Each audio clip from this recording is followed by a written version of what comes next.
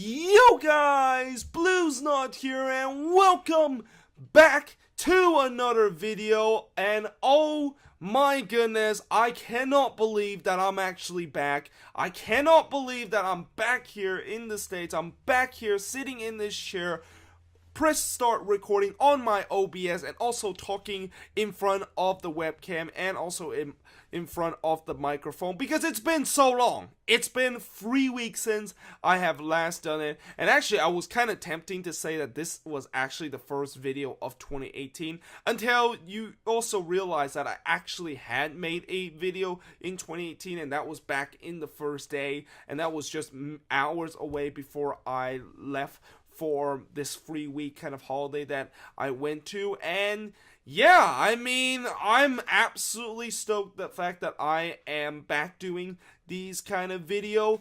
And I'll tell you what, we have a lot of things to talk about, and you probably already know what's the main purpose of this video, and that of course is kind of like taking a look at what has happened in the last 3 weeks. And by the way, I was actually going to make this video yesterday, and there are multiple reasons why this video was pushed back a day later. And the first reason is that, well, actually, I think the main reason of this is because the fact that I actually got home later than I expected. But I think I'm gonna just go step by step of the fact that why I had to delay with it, because you know there are also other factors too besides of the main factor, which was me getting home late. But the first, of course, factor was that I actually got back.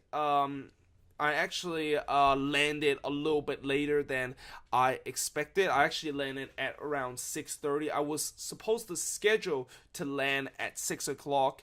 But unfortunately, the reason why I landed later was that the plane actually departed about 45 minutes, or not 45 minutes, but about half an hour late. The main reason for that delay was because for whatever reason there was still passenger at the gate trying to board the plane even when the scheduled depart time has happened. And I feel like, you know, in some ways this was sort of avoidable. I mean, I feel like, you know, for me, if they could have literally just, you know, get the boarding kind of process done a little bit earlier, then we shouldn't kind of had this delay. But at the same time, I think maybe one argument to that is that maybe they had something down with the system and how, you know, the boarding process, something kind of got messed up and stuff like that. They didn't mention that. All they just said is that there was still passenger trying to board the plane. So, you know, unfortunately, I of course had this delay, and also that is why I got back home 30 minutes later than I expected. And then after that, you know, that was just the beginning of just a nightmare process of trying to get home, because after that we had to wait almost an hour for the custom line, or actually not almost an hour, it was literally about 65 minutes to just get through the custom process. And I gotta say, that is probably the longest time I actually got through the custom. And I'm not sure if this has anything to do, of course, with the government shutdown, and also is the reason why there was only like 3 people working in front of a 200 people kind of waiting in the line to trying to get through the custom. But the bottom line is it took really, really long, and it was just really frustrating. And you know, and also the thing that makes it really frustrating about waiting in the custom is that you just cannot do anything. I mean, you can't even look at your phones, because everybody knows in the custom you're not allowed to bring your phones out. I think that's probably for security system. So it's like you have nothing to do and you just wait there for an hour. Usually if you are waiting in line, you can, you know, check your phones, you know, text to your friends. You cannot even do that. So it felt like kind of like hell in terms of trying to wait in the line. And then after the custom, we still had to wait another 30 minutes to try to get in line for where they check, of course, your bags, just to check to make sure you didn't bring any illegal goods back in the United States, or if those illegal goods that you're supposed to declare it before you actually get on the plane, and that you didn't declare it, and you're of course going to get a heavy fine for that. So that's why they of course check that. And then it took another 30 minutes to try to get out of the building, get a taxi, and of course get back home. And all in all, that process took literally about 2.5 hours. And by the time I get back home, it was already around 8:15 and stuff like that. And then after that, we of course had to like unpack. And then when I tried to open my computer, it got a little bit kind of weird, okay? The internet connection was absolutely shocking. I couldn't open my internet browser for like about 30 minutes, but eventually it got better as the time it goes. And then the worst thing about my computer got a little bit weird and just decided to quit on me was that I couldn't open OBS at all. Like, I don't know why my OBS was not opening. I thought I tried to like go online, and ultimately I did uninstall OBS, and I had to reinstall the whole thing, which means that I had to reinstall, like, I literally had to just pretty much put all the settings back into the settings that I had done before, and also I have to like have to put the settings for like my microphone, my webcams, and stuff like that. And ultimately that took a really long time too, and by the time I get everything settled down, it was already 11 o'clock. And I knew that this video was going to be more than an hour long, which, by the way, that is obviously a heads up call that this is going to be a long video, so make sure you guys sit back, grab yourself a popcorn, and pretend that this is like a movie, because I'm going to be talking a lot of things, and it's going to probably take more than an hour to just get all that digested. But, you know, I thought that since it was going to take so long, and since that there's going to be people sleeping next door and my neighbor is going to be sleeping, I just thought it was just there's just no point of making a video late at night. And also on top of that, I was also in kind of like a jet lag kind of mood. So, you know, I just thought, you know, there's just no way of me doing a video. I might as well just go to sleep and just kind of like get refreshed the next day. Which, by the way, I actually slept about 15 hours last night after I didn't sleep for over 24 hours. And it was also like the second time I didn't sleep in over 24 hours in a single month. So yeah, I woke up a little bit later than I expected, and it also is the reason why I had to cancel my Sports Hop series. I have to cancel my kind of revamp in terms of the Sports Hop series, because as the time that I'm doing this recording, it is actually 3:56, which should be a time of me at a football pitch right now and about to watch a game. But unfortunately, that of course is not the case at all. But either way, that of course is the explanation of why I couldn't do this video yesterday. And just to do a very quick explanation of why I couldn't do a video in the last 3 weeks is because the VPN and also the internet connection was absolutely shit. Like, it was absolutely shocking, and I just couldn't upload a video at all. And even when I tried to upload a video, it just took way too long to upload, and there was just no point of waiting for that video to upload on YouTube. So yeah, that is the reason why I couldn't do a video in the last 3 weeks. But either way, let's actually get into the main topic of this video, and that of course is about what has happened in the last week. And like I said, a lot of things has happened in the last 3 weeks, including some things that first I'm going to mention that is not going to be anything about sports and not going to be anything about the genre that I cover in terms of my YouTube channel. And that of course is the Logan Paul controversial video that he put on YouTube a couple of weeks ago. Now, I'm not going to mention this a lot because, like I said, it doesn't really kind of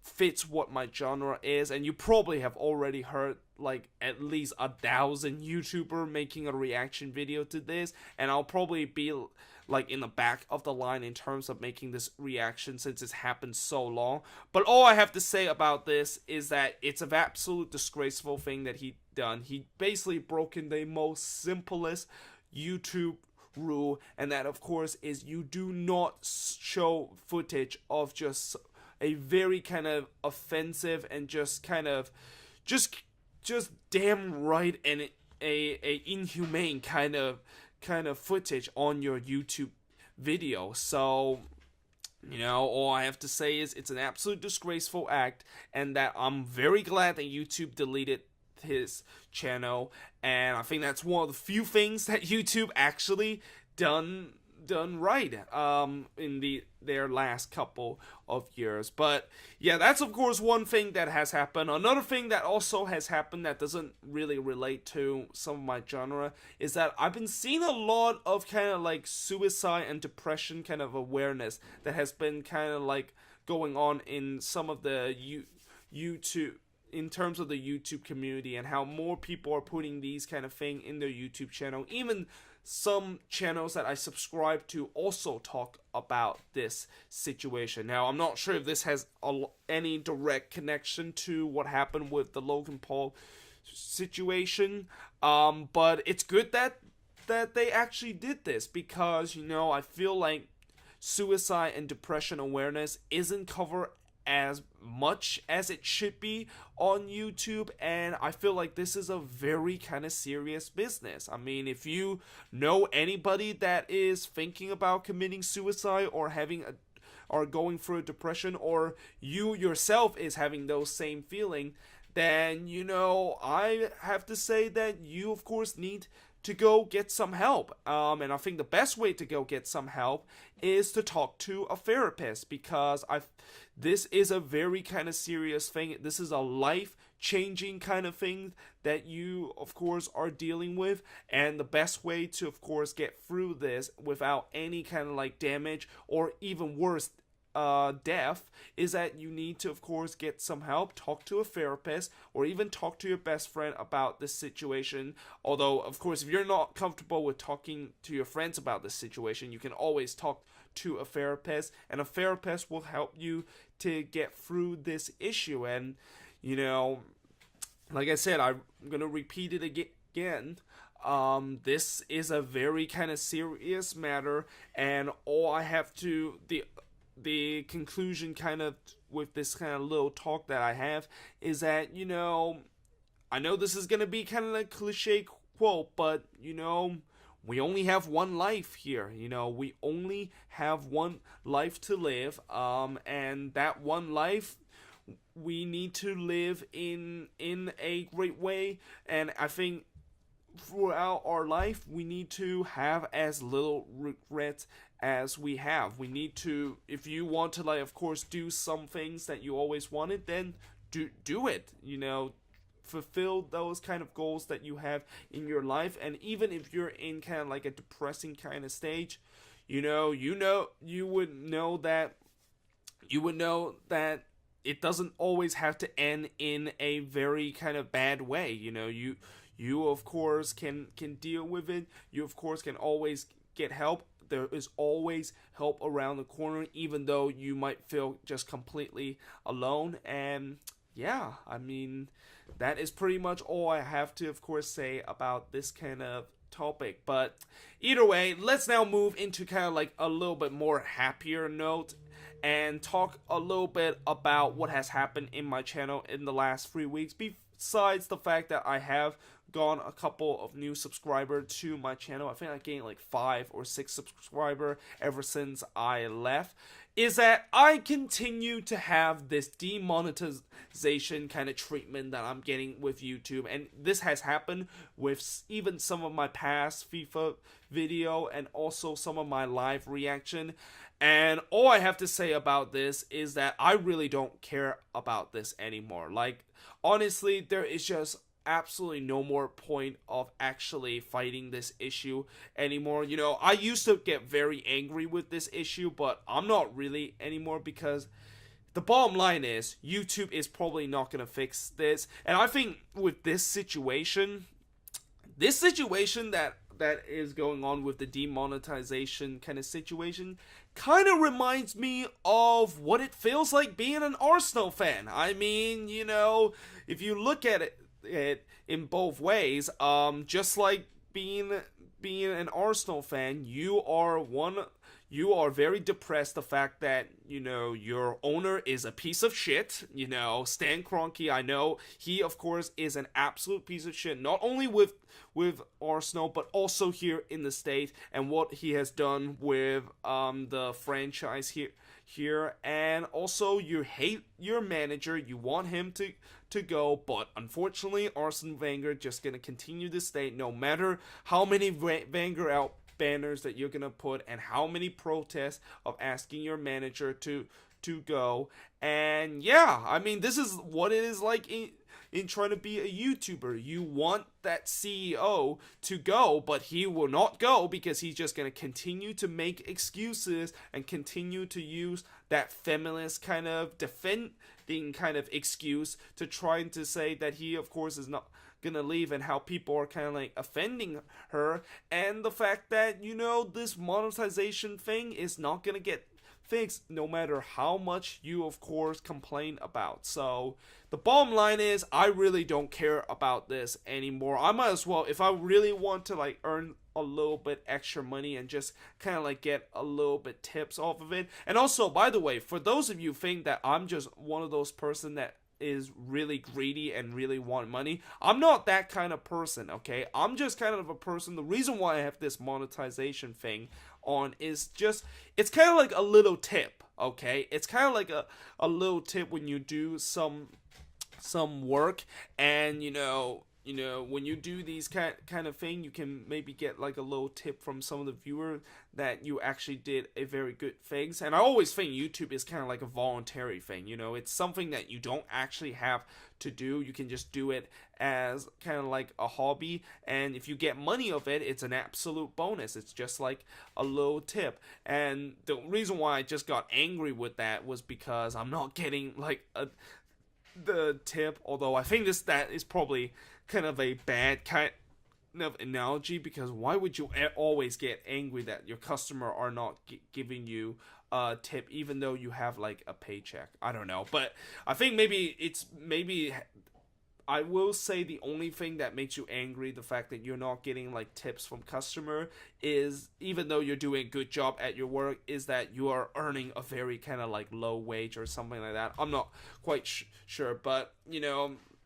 that, of course, is the reason why I really don't care about the demonetization thing, and I might as well just start my own Patreon page, if I really want to like get some kind of like tips and stuff like that. But either way, that of course is what pretty much has happened with my channel. Like I said, nothing really much has happened with my channel. I did get a couple of comments from some of my past video. There has been some good comments, and there's also some hateful comments too, but what did you expect? That's YouTube, right? You're gonna get haters, you're gonna get people that you like and stuff like that. But now let's actually talk about some of the sporting things that has happened, and some of the things that has happened to the teams that I support. And we're going to start with the San Jose Earthquakes and what has happened in the last 3 weeks. And so far for the Quakes, this offseason has been a pretty crazy offseason. This is probably the most craziest offseason that I've seen the Quakes have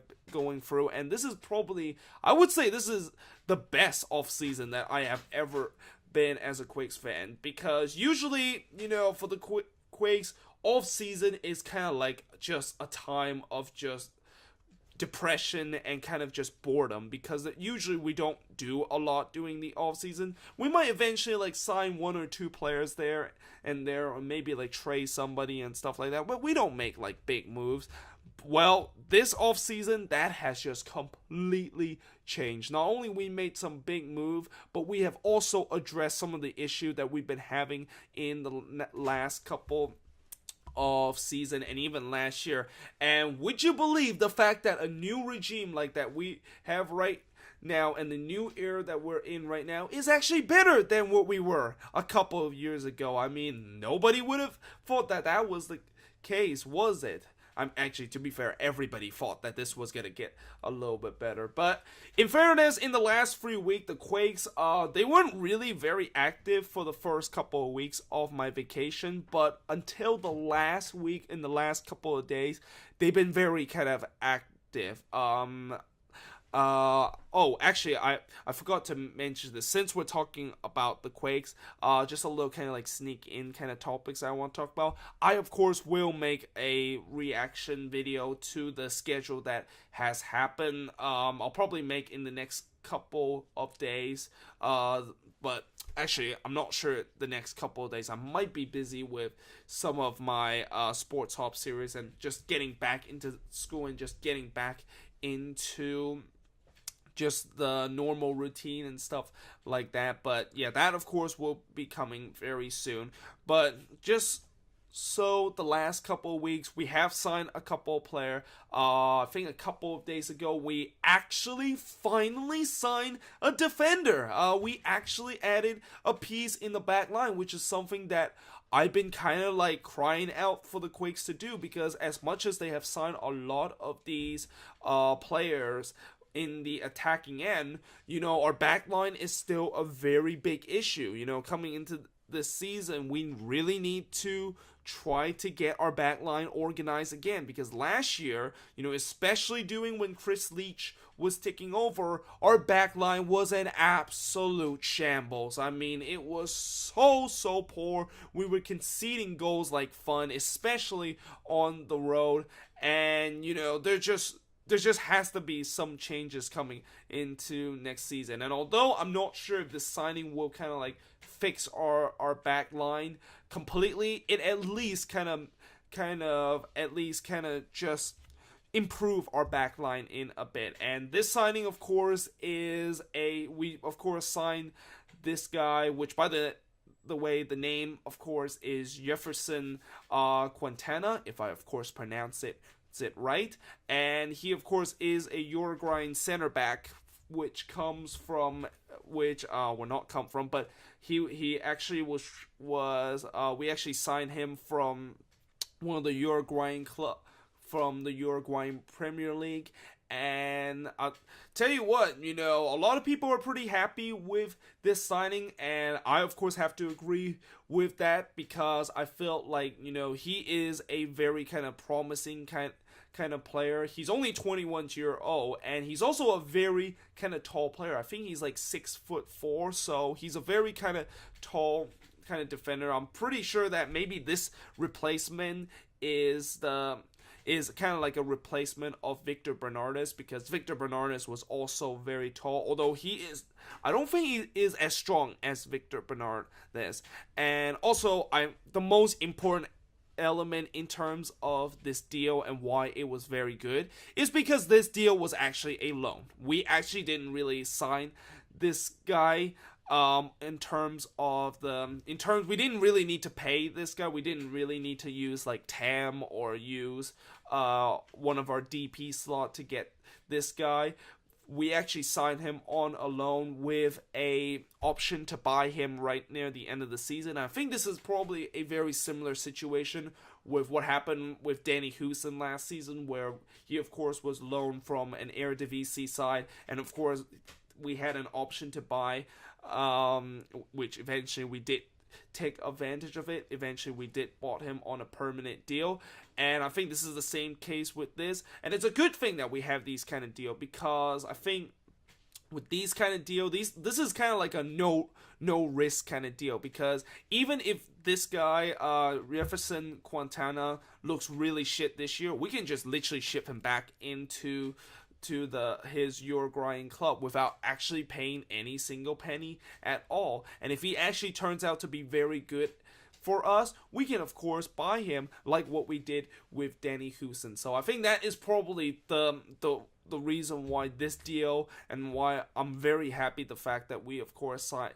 him. And it's gonna be interesting to see, is he gonna be part of that center back core that we have. I mean, so far the project center back that we had for opening game, in my opinion, is that we're gonna have, Youngworth and also Cummins as the center back partnership, but there's also now kind of like an option where maybe we can move Youngworth into his natural position, which is the center defenseman, which is the number 6 position, and probably put Quintana with a partnership with Howard Cummins. But we'll see how it goes. We'll see if he is going to be a permanent starting player, or is he going to be just kind of like a rotation player, or just coming off the bench as a sub and stuff like that. But that, of course, is one signings that we had made. And then, of course, a couple of days ago, we, of course, have the MLS Super Draft, or the MLS Draft, which is an annual thing. And I think the draft, in these last couple of years, it has started to lose kind of the credibility. I think the draft, in the last, or not the last, but 10 years ago, the draft was a very big thing, because that is an area where you can actually get some decent players and can improve your team. But it seemed like that is not the case anymore. I mean, ever since MLS has introduced the DP slot, ever since they introduced target allocation money, and now increasing targets, or just call it TAM. Okay, I'm not even gonna say the full name, because I just completely bottled that. But ever since they increased TAM, it has really kind of like it has now given MLS club able to sign a couple of international players, able to sign players that is not necessarily American, and that is why the draft is started to be less kind of a relevance. But I think in this draft, there was still a little bit relevance in terms of this draft for us, because I think this was the draft where we really need to look for a fullback, and eventually we did sign a fullback. Oh god, what was his name again? Oh god, I forgot what was his name. Actually, I'm gonna look it up right now. What exactly is his name? We actually picked this guy from the first round. Oh, his name is Paul Murray, or Paul Marie. He is a Florida International defender. And by the way, that doesn't mean that he is an international defender. He is actually from a university that is actually called Florida International University. So I hope some people don't get confused with that when I say, of course, international and stuff like that. But either way, we of course got him in the first round, and a couple of people have kind of like a mixed reaction in terms of this signing, and I'm also that kind of person with this in terms of this signing, because there were better options for us in terms of the fullbacks. I forgot what was his name that some people say was a little bit better than him.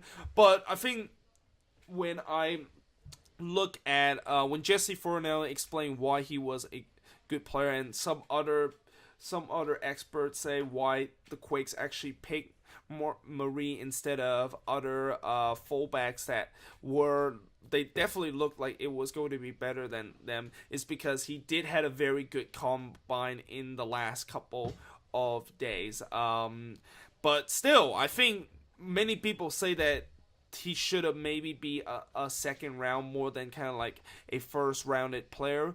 And it's going to be interesting to see if he's going to be a pretty good right back for us. And I'm not sure if we're going to put him as a natural right back or move him as a left back. Or actually, no. I think what we're going to do with this guy is that we're probably just going to put him as kind of like a squad rotation player behind Nick Lima, because I think, we know for a fact that the fullback position is probably the most kind of area where we just don't have anybody. Like, we don't actually have a lot of fullback. We only have like 2 fullbacks on our team, and only 1 right back and 1 left back. And if any of our left back or right back, if any of our fullbacks goes down, we of course have to play somebody that is out of position. I mean, last season that was the case when we had to put Salinas out of position. He of course was clearly not a left back, but we had to put him there because we we don't have any fullbacks. I mean, we only had Lima and Sarkodie, and of course we got rid of Sarkodie, so we now need to have another fullback, which is why we signed Joel Quibra, which I'm still very doubting that he's going to be a good kind of left back for us. But even then, we still only have two fullback. We were still back in that same situation we were last season, which is why we really need to sign another fullback to increase our depth. And it's good thing that we actually signed him to be potentially our depth in terms of the fullback position. But whether or not is he going to be a good kind of fullback for us, I don't know. Time will tell to see if he's gonna be good. I actually have not watched like the draft combine or any of the game that has happened in the draft combine, but you know, there are a couple people are doubting how good he is. Some people think that he shouldn't deserve to be a first round, like I said before, but we'll see how it goes. We'll see if Lima goes down or maybe Kruber goes down. We're gonna really see how good he is, because he will be replacing those guys once one of our fullback gets injured. And also I think we probably need another fullback too, because I still feel like 3 fullbacks in terms of an area where you definitely need 2 fullback in the starting 11 is still not good enough in terms of our depth. We still need another fullback. And then the other 2 signings, or not 2 signings, but the 2 other player that we also got in the draft. Oh god, again, I don't remember their names, so I have to like kind of look right now. The other guys that we got is a guy called Daniel Musvalski. I'm not sure why in the world we're now having a lot of guy with last name ends with an SKI. I mean, usually when that happens, it means that we have a lot of Polish people, because their last name usually ends with an SKI. Or maybe this is just a Wando kind of thing, because his last name is also ends with an SKI, and maybe a guy with a last name ends with an SKI might be a very good player. I don't know. I mean, you know, that might be just kind of a coincidence, or just kind of like a conspiracy theory that is just clearly not true. But, you know, we of course signed this guy, and he was actually kind of like in the top 5 in terms of one of the article that I think was it Matt Doyle that wrote this article on MLSsoccer.com that says that he was one of the top 5 kind of guys that got picked in the draft. And you know, I forgot what position that he, of course, is playing. Oh, striker, yes. He played as a striker, and I think this is definitely a pretty good signing. I think this is probably a signing for Reno more than actually for the Quakes, because, you know, the Quakes are pretty loaded up forward. We just probably bring these guys to just getting into our affiliating squad, and I hope that if he does do well with Reno, if he does kind of become a star player for Reno, then maybe we can, of course, call him back with the Quakes. And, you know, the Quakes have already done this before in terms of calling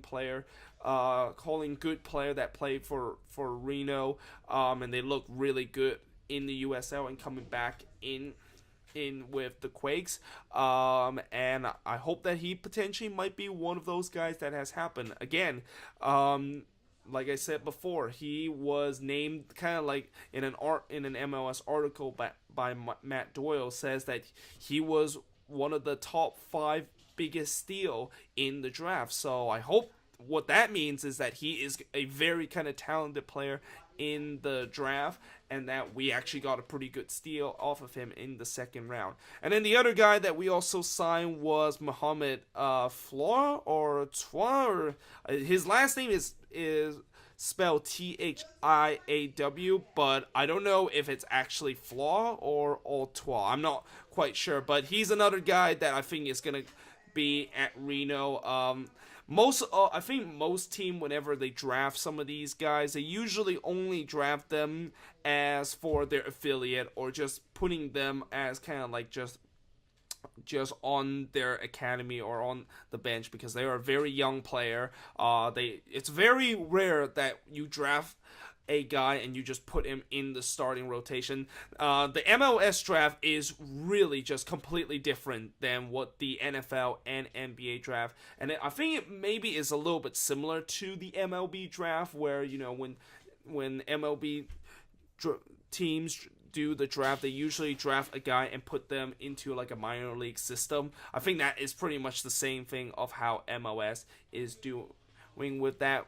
When they, of course, draft a player, they just put them into like an affiliate, which is like a minor league system and stuff like that. But yeah, that of course is so far with the draft that we had. I think I might have missed a couple of players because I think the 3rd and 4th round is coming up soon with this draft. And also, if you guys are new to with this MLS and the draft thing, basically there are 4 kind of rounds in terms of the draft. Of course, just like what you have with the NFL and NBA draft, you can of course trade up, trade down, and that means that you can always use your target location money to like go up or down and stuff like that. And to be fair, I'm not really a big expert in terms of how the draft works. I'm still sort of new to this, but at least I know some sort of basic rules of how this works, and it's very similar to the other draft and the other major American sports that we have. But that is pretty much it with the Quakes. Oh, by the way, I actually forgot about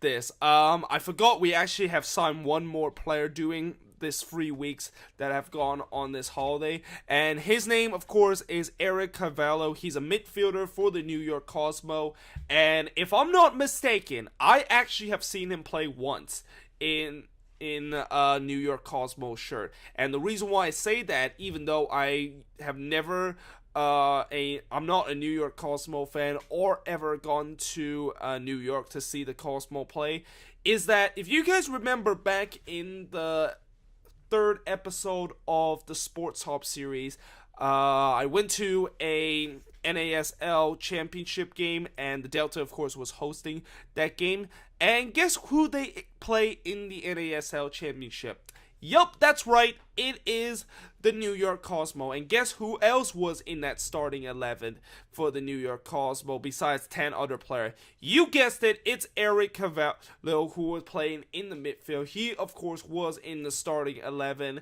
And although I didn't really like watch specifically on that player to when he was playing, it's gonna be interesting to see if he, of course, could be a very good player.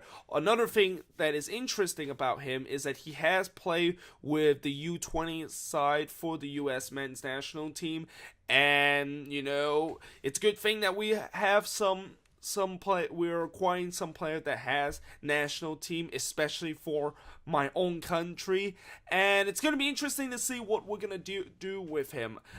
He of course is a midfielder, which means that maybe he is a kind of just another guy for squad rotation. I mean, that is pretty much the main kind of thing that we're trying to do in this offseason, which is kind of increase our depth chart, which was a little bit kind of lackluster last year, and trying to improve our team. So most likely, I think maybe he of course will be in the squad rotation kind of thing. And also, I'm not sure if this trade has anything to do with this, but I think in some ways, I think the reason why we kind of got him was because of what happened to Darvin Sarin, and how he of course is traded for Houston, which, by the way, good riddance to that deal. I am so glad that Darvin Sarin is no longer a Quakes player. I think I'm even more gladder than Kofi Sarkodie coming but have left the Quakes, is that he was not a good player for us. He was just, I wouldn't say he wasn't super bad like, Kofi Sarkodie or Simon Dawkins, but he was just so inconsistent in terms of his performance. There were nights that he was good, and there were nights that he was absolutely dog shit. And another things I really hate about him, besides of course the biting incident that happened when the U.S. was playing El Salvador in the Gold Cup knockout stage, was that he was a very kind of dirty player, and he was very clumsy in terms of his tackle. He made alongside with Godoy, he tends to make so many bad kind of challenges, which you necessarily don't have to do. You could have just easily just win the ball without making some nasty kind of challenge. And he also have got sent off a couple of times with us last season, which that is not a good thing. And I think it's just good riddance, the fact that we, of course, let him go, and potentially we might have Jackson Yu and Tommy Thompson to fill this spot. But maybe it also has to say that, we need kind of like another midfielders and stuff like that, and that's why we add in Carvalho into our squad. But we'll see how that is go. That is pretty much it for the Quakes in terms of what has happened in the last 3 weeks. I'm not sure we exactly are done with in terms of our deal. I think we still have a lot of TAM left, because we did trade it a couple of players. I think we got like 125,000 for Soren, and then we got like another 250,000 for David Bingham. So we should still have some TAM left to sign a couple more players. By far, this off season in terms of some of our new signing is just not done. It's not done yet, so it's gonna be interesting to see how it's gonna go for the next couple of weeks. And these kind of new signing just makes me more excited to actually see the team play for the first time. And by the way, I am going to be seeing the team play for the first time actually as soon as this week. They actually announced there's going to be a black and blue scrimmage that is going to happen this week, and it's only for season ticket holder, which I am, and I already signed up for that. I am going to be attending, and I also will be able to meet some of the player, and I will definitely do a vlog of that. Hopefully I can give you some footage of me meeting a couple of players. Hopefully I can meet Wando for the first time and finally actually meeting the squad, because I have never met any of the players. As much as you would think that of all the coverage that I have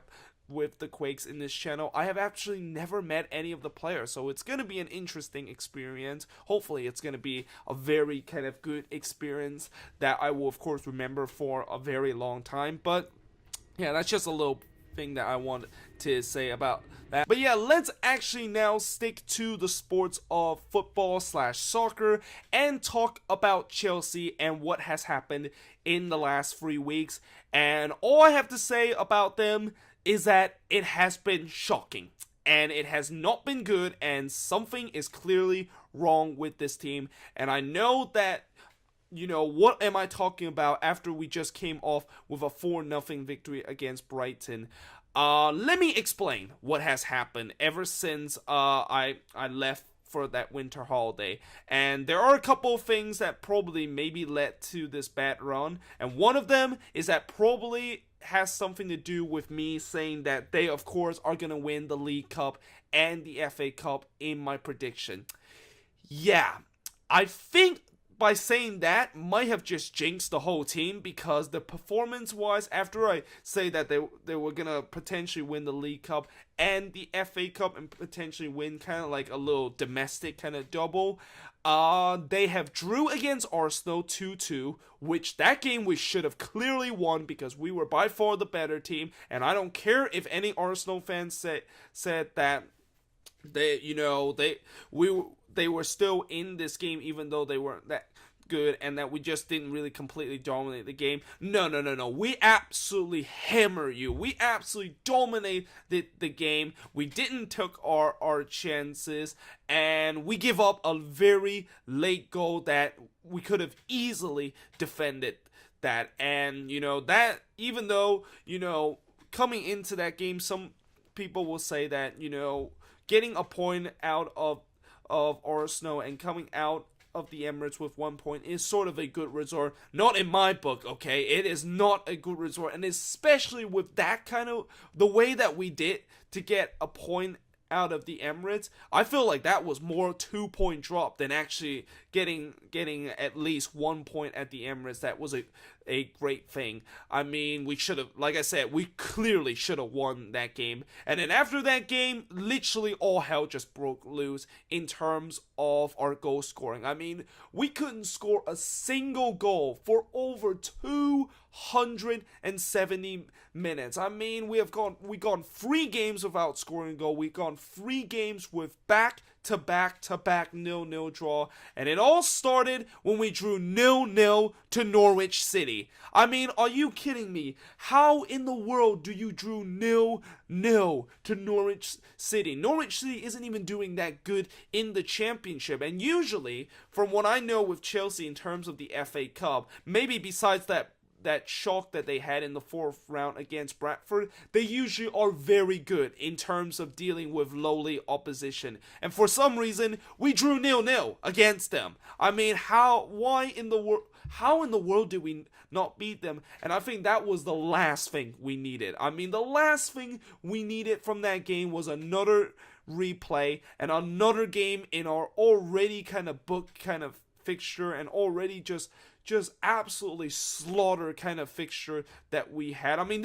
I feel like January, this was the month where we need to like have at least some rest, because I know for a fact that in February we're not going to get that rest too, because the Champions League will start up again, and once that happens, we're going to have to play Wednesday game and stuff like that. And we also are involved in the League Cup too. So, you know, I mean, it was the last thing we needed in terms of another game in our fixture. And then after that game, we follow up with another 0-0 draw against Leicester City. And what's so infuriating about that 0-0 draw was that Leicester was down to 10 men in that game, and we still couldn't score. Okay, to be fair, I will say that game against Leicester, we kind of got a little bit lucky in terms of that 0-0 draw, because we were absolutely shocking. Leicester could have scored a couple of goals in that game, but still, not scoring a goal against a 10-minute team, you know, that's when you know something is definitely wrong with that. I mean, I thought that 0-0 draw against Norwich was just kind of like a one write-off, but it turns out that was the case.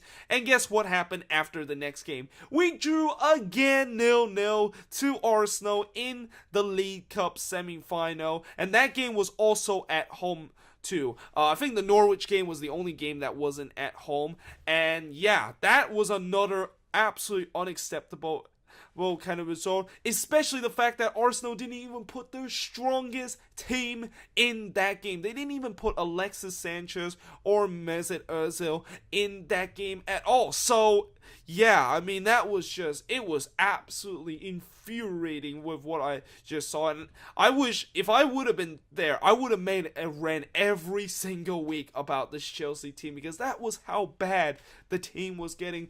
We just couldn't score a single goal. I would say that our back line was very decent and stuff like that, but we just couldn't score a goal.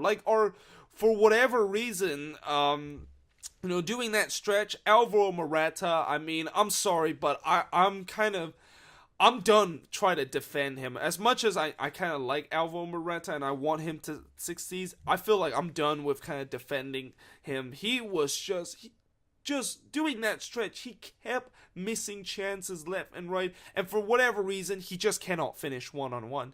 I mean, I don't know why he cannot finish one-on-one, and, he is now, unfortunately, turning to be the next Fernando Torres, almost, I mean, it's really sad that I have to admit this, but it is true, because he is just missing one-on-one. He has this really long goal drought that he has. Well, not really long goal drought, but he has I think he only scored one goal in the last 20 or something game, and that is just clearly not good enough if you are a striker. I mean, I feel like now that his good start that he had in the season was just complete fool's goal, pretty much, and it feel like now it hurts even more the fact that we let go of Diego Costa, because clearly, if we still had Costa, we wouldn't have this issue right now. But we couldn't score goals on that. And eventually, to be fair, eventually we did score a goal, and it actually took our second string striker to actually score a goal. It actually took Michi Batshuayi to finally score a goal, and I don't know why this is the case, but it seemed like whenever we need somebody big, whenever we need a big moment from one guy, it has to be Michi Batshuayi. I mean, it was the case earlier this season when we play against Atletico Madrid when he scored the winning goal, and it was the case again last season when he, of course, scored the goal that win us the title against West Brom. So it's kind of strange that it has happened. But what also was more infuriating in that game against Norwich is that we also concede another late goal. I mean, it was like deja vu all over again, like that Arsenal game, and we concede a 94th minute equalizer for them. And that game, we should have clearly won that game 1-0. And to be fair, we should have won that game more than by 1-0. We should have won like 2 or 3-0 in that game, but we concede a late goal, and that game was forced to extra time, and it did get the penalty. And once again, for once, Chelsea actually won a penalty shootout, because I'll tell you what, you know, even if I didn't watch that game live, if I would have watched that game live and when that game get closer and closer to penalty kick shootout, I would have been shitting myself, because I know how bad Chelsea are in terms of penalty shootout. I mean, I don't need further explanation to what happened to the penalty shootout in the first game of, or not the first game, but in the Community Shield, well, sort of the first game of our new campaign, and how shit we were. But thank goodness we won the penalty kick shootout. We're moving on to the next round, and that, of course, is where it brings me to the Brighton game, where we won 4-0, and I'm gonna put a big asterisk in terms of this game against Brighton. And even though we won 4-0, this was never a 4-0 game. I mean, this was clearly not a 4-0 game. If you actually watch this whole game, which I actually did, and also this was like the only game I actually watched out of the entire 3 weeks, because, you know, my VPN was shit, my internet connection was shit, I couldn't watch any of the game. But I only watched this game because it was actually on TV went back in China. And you know, we won it like I said, we won it 4-0, but it was never a 4-0 game, because Brighton had a lot of chances of coming back. I mean, you know, obviously we got off to a good start. We got off to a 2-0 start inside 6 minutes. I think that is the fastest 2-0 start so far this season. And by the way, the second goal, my oh my, that has got to be one of, probably gonna be up there as probably the goal of the season. I mean, the development of the play was just, it was absolutely insane. And if you didn't watch that play, make sure you go check it out, because the development of that play was, it was like watching somebody play FIFA, with the way how that move, that kind of development of play happened in that second goal. I mean, it was just unbelievable. And even the Brighton fan kind of like celebrate and kind of like cheer a little bit with that second goal. That is how good that second goal was. But, you know, we went up 2-0, and after that, things started to kind of like fall apart for us a little bit. I mean, you know, we got really lucky, the fact that we didn't concede a penalty, and to be fair, that was actually a penalty. I actually look on the replay, and it's pretty clear that Cavallero actually tripped one of that Brighton player, and that should have been a penalty. And to be fair, Brighton should have got 2 penalties in the first half. They should have got another penalty in the 36th minute, when, I believe, was it Pedro or Willian that bumped one of the Brighton player in the penalty box, and it, you know, the referee didn't call that. And I'm don't blame Brighton fans are getting kind of like salty with the fact that they probably could have made that game more interesting if the referee, and how the referee decision was absolutely shit, because it was absolutely shit, and we got away with a couple one of them. And I will admit that, you know, it is that, unfortunately, that is sometimes how it is. And don't get me wrong, Chelsea has got a lot of bad referee decision in this season. I mean, I think all I can say is that even though we got lucky in some of these refereeing decisions, I think it kind of evens out with the way that, throughout this season we had got a couple of bad call against us. It's only right that we finally get some that is kind of like in favor of us. But like I said, Brighton could have made that. They could have just equalized this game in the first half, and then when the second half resumed, once again, Brighton were by far the better team. They were on the front foot. They even hit the post. So if they would have scored that, it would have been maybe 3-2 at that point instead of 2-0. And then eventually we did wake up in the 75th minute. Hazard, of course, scored the goal. Hazard, by the way, got a brace. He was by far the man of the match in that game. And then Moses finished off with that fourth goal. But I understand why it wasn't a 4-0 game, because Brighton, there was a long stretch of period where they looked by far the better team, and we just got really lucky with some of the decision that the ref made in that game. And overall, that of course is the case, but it's also the fact that is why I put a big asterisk, because I feel like the team is still not performing the way that they are. And I think, if we play like this against Arsenal, it's not gonna go well at all. I mean, we are just gonna get absolutely murdered by Arsenal, even though they don't have a very good squad. We're not gonna get away with those kind of penalty called that wasn't called in that game, and it was called that. We aren't gonna have the same luck in that game, and we are not gonna have to we can't just let Arsenal just keep hitting. Just let them first have the ball and trying to defend. I mean, you saw. I've been keep mentioning this whenever Chelsea play Arsenal. Why in the world are we always letting Arsenal get on the front foot? Why can't we always get on the front foot, score the first goal, and eventually we can maybe settle down and continue to go? It has happened so many times. And also, by the way, this is also where I also will talk about that Arsenal game and how this is the game where it kind of determined the fact that whether or not are we actually back, and are we actually back kind of like not in form, but back to the form that we should be this season. And, this game is just a massive game. It's the second leg of the League Cup. And, I think this is a game that is probably the game where it will decide whether or not we're going to get silverware or not this season. Because I feel like, as much as I said in my 25 things that I predicted this season, where I say that, we of course are going to win the League Cup and the FA Cup, realistically, I think the only chance that we have is going to be with the League Cup. Because the FA Cup, getting through so many teams to like moving on is not as easy as you think it would be. And we already had problem against Norwich, and we kind of got very lucky the fact that we got Newcastle in the next round at home. We tend to be very good against Newcastle at home, but still, you look at the FA Cup, we still have a long way to go before we get into the final and the semi-final at Wembley. There's still a long road ahead, and the fact that now we are now into the semi-final of the Carabao Cup, and potentially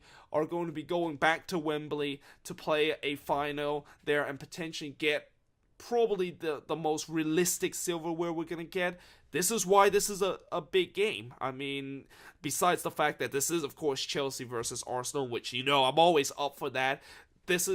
These are pretty much the reason why I think this game really kind of defines our season, and that whether or not this team will be successful or not. But, for this game against Arsenal, like I said, I really hope that we can get on the front foot and score the first goal, and then just kind of like from then on just kind of defend and maybe score the second goal. Although another thing that I will say about this game against Arsenal is that for probably one of the first time ever, I'm not confident at all coming into this game.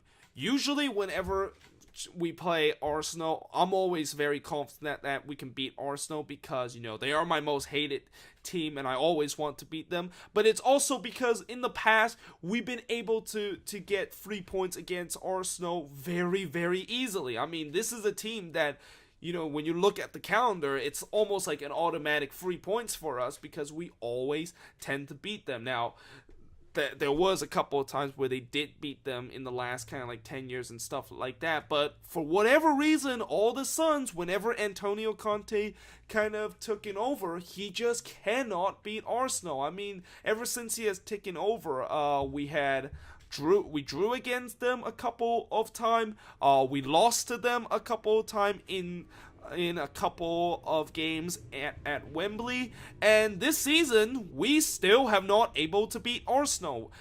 Even in the league, we have drew 0-0 against them, or not nil. Well, yeah, we drew 0-0 against them in the league earlier this season at Stamford Bridge, and then we drew 2-2 in a game that we should have won at the Emirates, and we also drew 0-0 again at Stamford Bridge in the League Cup. So we have not beaten Arsenal. The last 3 times when we face Arsenal has been all draws, and in this game, draw is not gonna do it. Okay, in this game, something's got to give. We have to win this game, whether if this game is going to go to an extra time or shootout. And all I have to say is this game is pretty much a do or die game for us, pretty much, because like I said, the aggregate is at 0-0. There's really there's no away goals in the League Cup, so if Arsenal score or we score, if we drew 1-1 after the regular time, we don't just win that game like we would do in the Champions League. So we need to really kind of like focus this game like this is a game that is do or die. We must win this game, or else we're gonna be out of the League Cup. And probably the most painful way to exit the League Cup is at this stage, because this is a competition that not a lot of teams are taking very serious, but if you do get into the semifinal stage, that is when it gets really serious. And if you get knocked out during that stage, it just felt like your kind of energy of focusing on the League Cup and trying to win the whole thing was just completely wasted.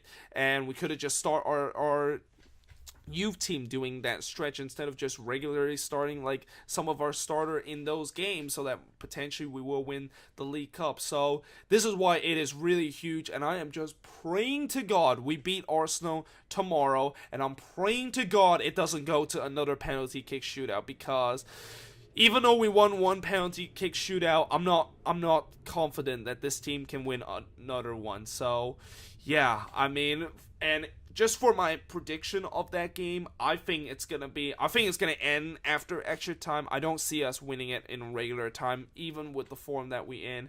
And I'm gonna say we're probably gonna win it 2-1 after extra time. So yeah, that's just a little kind of like mini preview that I just did with this Arsenal game, even though I didn't really do the starting 11. But either way, that of course is the news that has happened with Chelsea. Oh, and also the signings.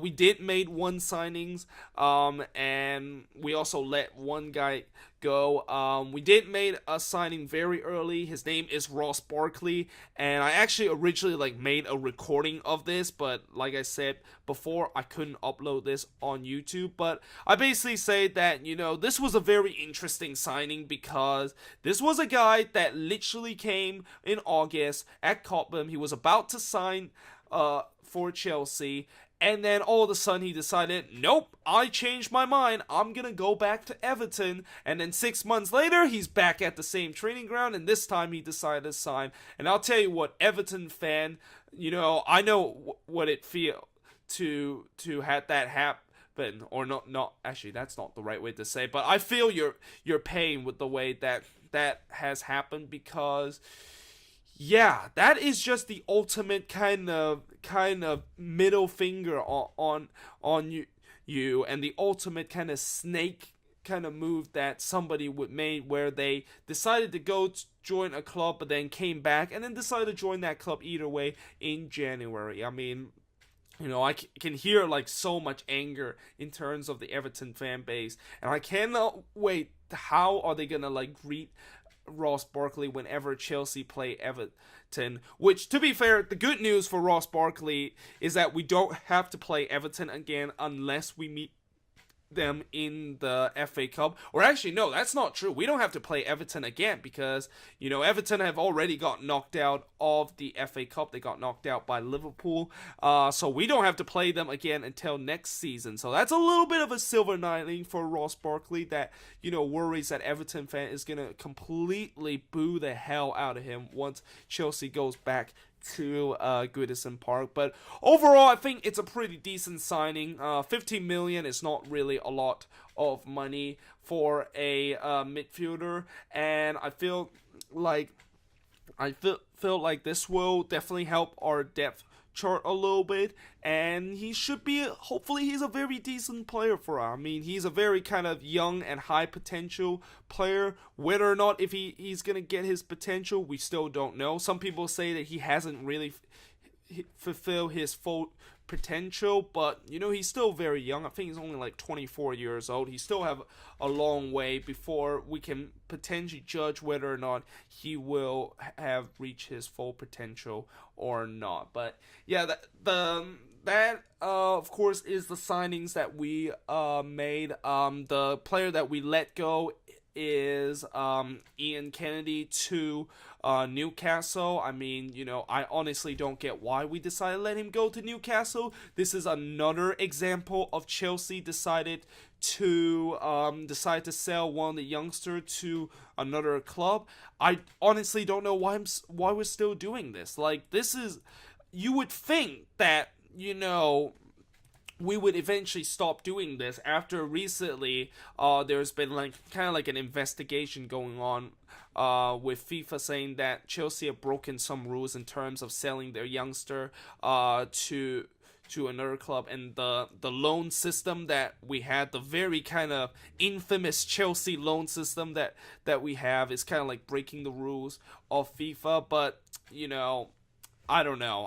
I'm not that thrilled that we sell Ian Kennedy. I mean, I know he wasn't one of our best young prospect that we had in our team, but come on, man. Why are we keep selling some young player? And that's another player that we could have used for depth that we have sold them. So I honestly don't get this deal. And also some of the deals that we've been kind of linked with. We've been linked with two Roma players for a very long time. One, of course, is Edin Dzeko. Another is Emerson.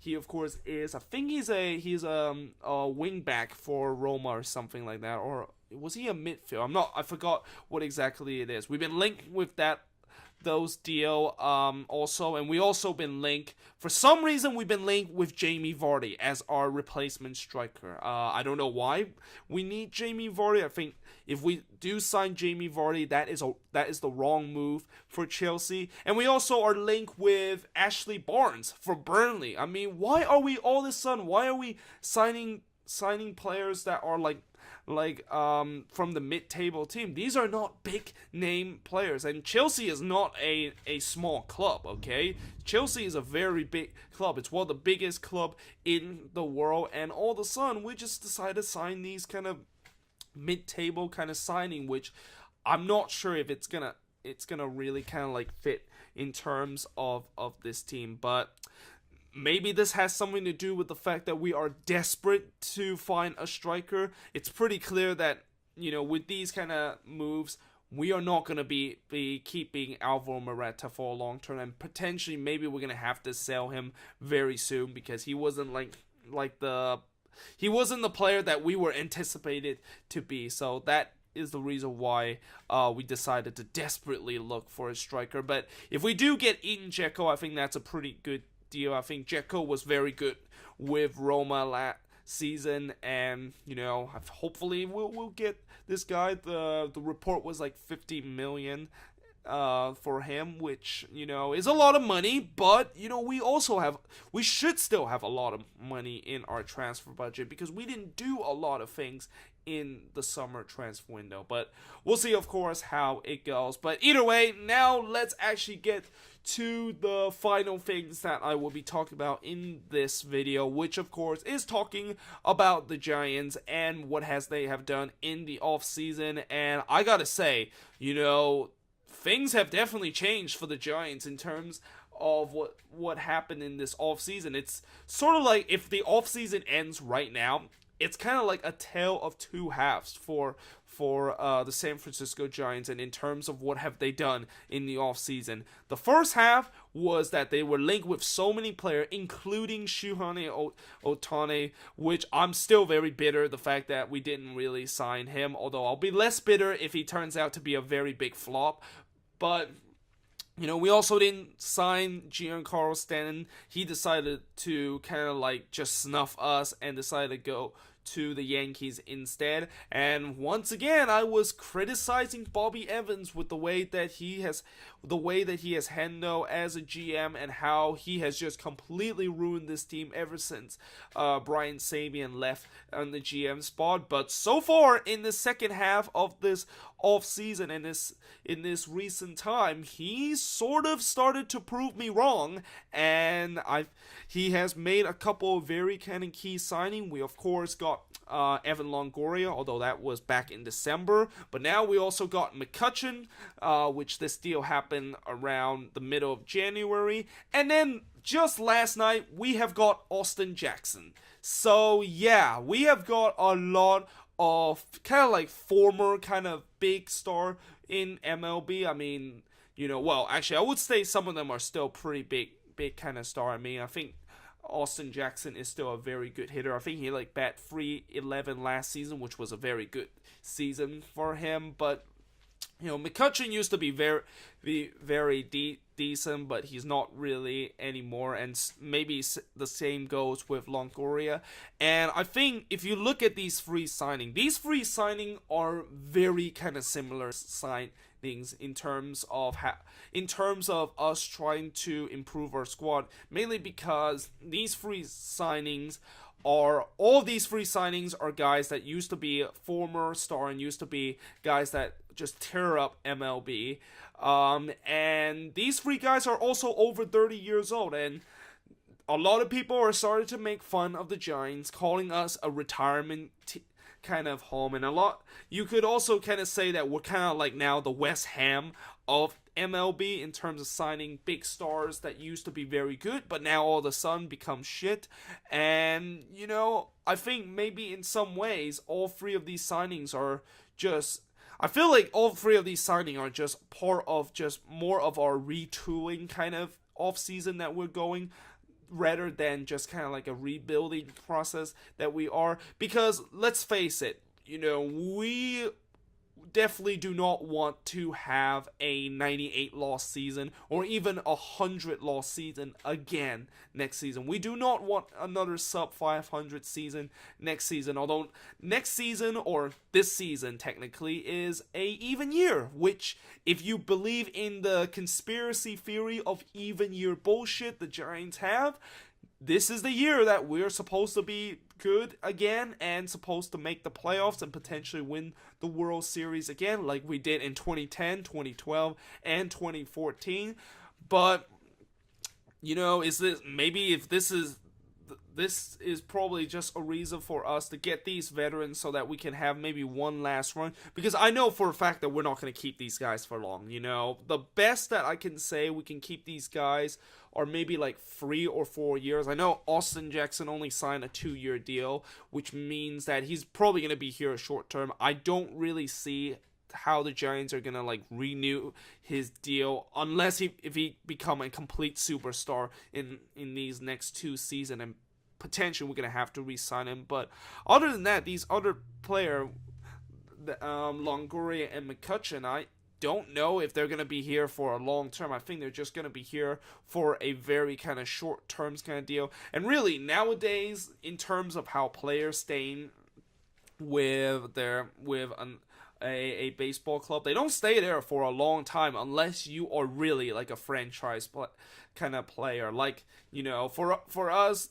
if you look at the Giants team from 2010 to now, the only 2 players that I can think of that is still in this Giant squad is Madison Bumgarner and Buster Posey. I mean, those are the only 2 guys that are left that have won all 3 World Series with us and are still part of the squad. So it's pretty much much. And also both of those guys are like franchise player too. So it's pretty clear that there is going to be a lot of these guys are just here, usually are here for just a short term, like 2 or 3 years before they eventually get traded. And also how like the free agent kind of market is going on, and also you got like the salary cap and stuff like that. That is just making like players move around, going to other teams. They don't really like stay there in a long term if it doesn't like fit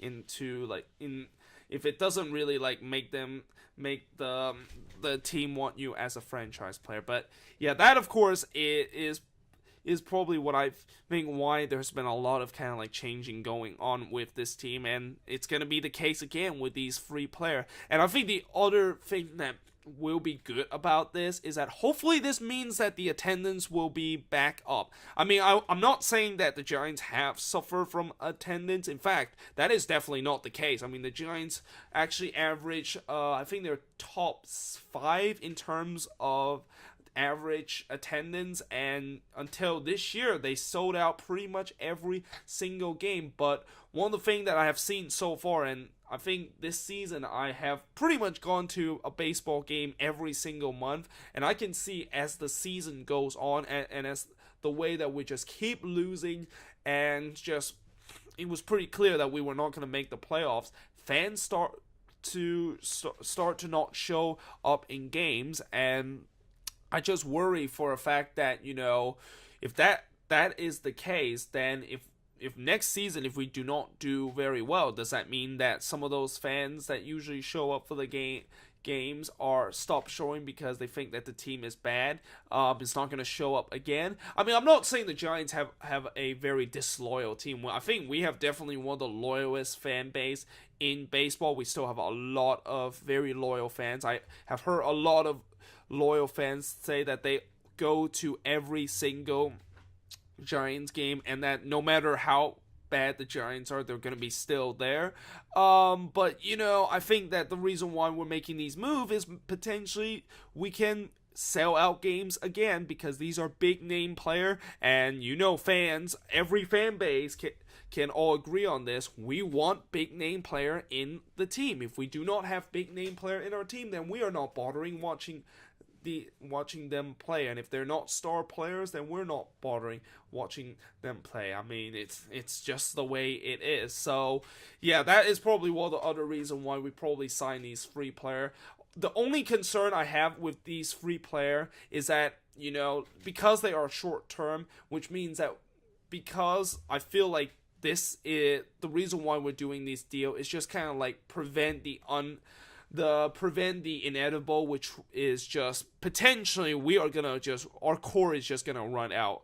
Our core is just aging really badly right now, and we need some fresh new player. And the Giants have one of the worst minor league system, one of the worst farm system in MLB. They are really bad in terms of developing kind of young talented player, and I just think that this is also the reason why we of course got these free guys. And I think that I just think that if we don't win right now, it's going to be a while before we win again. It's going to be interesting to see when are we ever going to get another good player on our team, and how, we already spent a lot of money this season. We're not going to get as much money as it is, even though we are one of the biggest market in the league right now. So yeah, it's a big gamble, the fact that we're pretty much almost as if we're going all out right now with the way it is, and that if we don't win in the next but in these next season or two, then you would think that our World Series title window is started to close. And even though, it's kind of sad that it's gonna close, because I feel like I always want us to always win. And I don't know, maybe that's a good thing, the fact that we might potentially have to rebuild, because every team has to eventually rebuild, and I think rebuilding has been one of the most key things that has led to teams being successful. I mean, just look at last season with the Astros and how you know, they went on this very deep rebuild a couple of seasons ago, and all of a sudden, when everything got right, they of course won a World Series. And you have also seen it with a couple of other teams too. I think the Royals a couple of seasons ago, they also were like in big rebuilding mode, and eventually they of course win the World Series, I think back in 2015, and they almost won it in 2014, if Madison Bumgarner did not become an absolute unstoppable force. So, you know, it's been said that even though, you know, your team is rebuilding, and even though you are going through a rebuilding stage, it's not always going to be bad. And also, even take the Chicago Cubs for an example. There's just so many teams nowadays where most of the World Series title that they recently won is because of the rebuilding that has happened. And I think I know it's been a while since the Giants have done rebuilding. I think I remember we did do the rebuilding process back in 2008 and 2009 to try to get ourselves back to kind of relevant. And it's very easy, the fact that since it's been a while since we rebuilt, you know, the fan base might not like it and stuff like that, but eventually I think we just gotta accept the fact that rebuild is gonna come very soon for us. I mean, eventually we are gonna run out of our World Series title window, and it's been a good run for us too. I mean, I wouldn't say that we've been having kind of like a dynasty kind of level. I mean, I think it's even though we won 3 World Series in 5 years, between those years we didn't really make the playoff like consistently throughout 5 years. So maybe, and you know, last season we got exited in the first round, or 2 seasons ago, and then last season we went on a really bad run. So I wouldn't say that we are into like a dynasty level that we had, but it's been a good run for us, and hopefully when that time comes, when I think in these next couple of time we just need to maybe we'll make one last good run. Potentially we're gonna have to unfortunately do the inevitable, which of course is rebuilding. But you know, that's just the future. That's just a long way to go. I usually don't look so deep into the future, but that of course is the way it is. And yeah, that is pretty much the end of the video. By the way, I just realized my room is getting really dark. That just tells you how long this video was. I mean, that of course is what happened when you haven't done a video in 3 weeks, and how you haven't done like any reaction to some of the news that has just happened. But either way, guys, I hope you guys enjoyed this video. If you do, make sure you guys leave a like, smash that subscribe button, and yeah, I of course will see you guys next time.